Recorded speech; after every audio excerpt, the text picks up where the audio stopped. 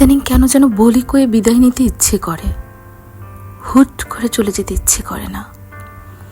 সন্তানকে বুকের মধ্যে খুব শক্ত করে জড়িয়ে ধরে চুলের মধ্যে মুখ ডুবিয়ে আস্তে করে বলতে ইচ্ছা করে, যাই।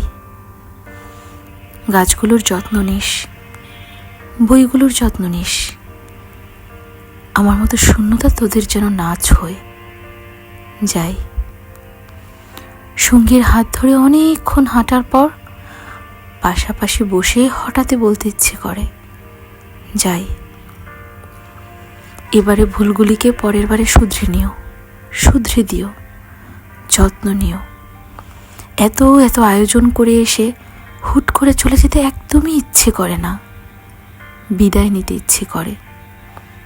এই যে কত কত প্রিয় মানুষ আমার, বন্ধু আমার, এই যে মায়া, তাদেরকে বলতে ইচ্ছে করে, যাই। এই কৃষ্ণচূড়া জারুল সোনালু ফোটা সময়ে ফুলের সাথে যেতে যেতে কিংবা রাধাচূড়ার ছায়ায় পা মেলে বসে বলতে ইচ্ছে করে, যাই।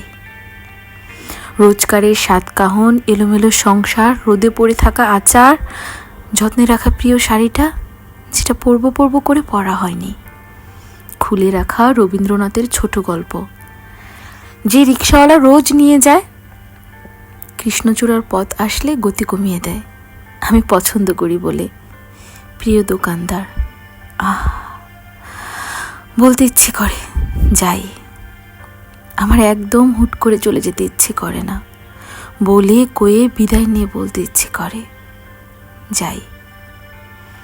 অনেক অনেক দিন দেখা না হওয়া খুব প্রিয় মানুষটির সাথে খুব খুব গল্প করে হাসতে হাসতে হইচই করে সারা দিন কাটিয়ে ফেরার সময় আলতো করে তার মুখটা ছুঁয়ে বলতে ইচ্ছে করে, যাই। আমাদের আর কোনো দিন দেখা হবে না।